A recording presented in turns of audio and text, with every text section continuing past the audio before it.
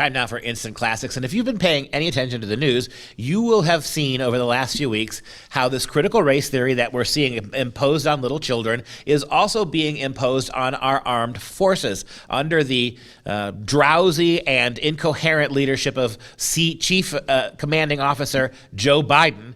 The major commitment is not to fight wars, to prepare yourself on a global level to defend the Constitution. No, the purpose of the military now is to make sure that the real threat to the world today, white, heterosexual, American men, are brought to heel. And so conservatives and Republicans in the military are being reprogrammed, or they're being punished or disciplined, and all on the basis of critical race theory. So you're creating an army now that is bent on destroying a certain element of its own people and turning a blind eye to what's happening on the international stage. This never ends good. I hope I don't have to cite history to remind you how this doesn't end good when you're training the army primarily to encounter its own people. So this week I decided we would do George Patton week, all right, to remind us what real military leadership was, number one, and what the purpose of the military is. Hint, blowing things up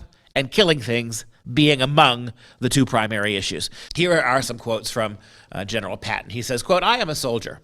I fight where I am told, and I win where I fight." When was the last time the American military's position has been victory? Well, probably World War II, that we are not going to stop fighting till the job is done, and we will be done when we have brought all of our enemies to capitulation. That's called soldiering. Number two, no good decision was ever made in a swivel chair. Boy, that's great.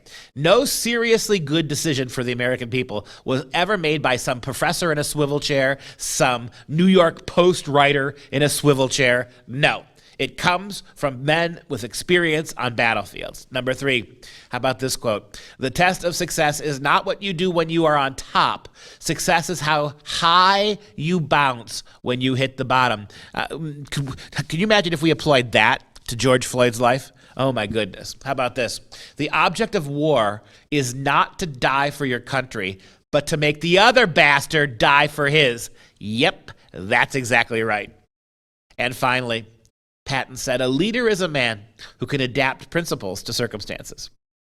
A leader is a man who can keep his principles and make them fit circumstances, rather than, you listening, Joe Biden and you Democrats, giving up all principle to what?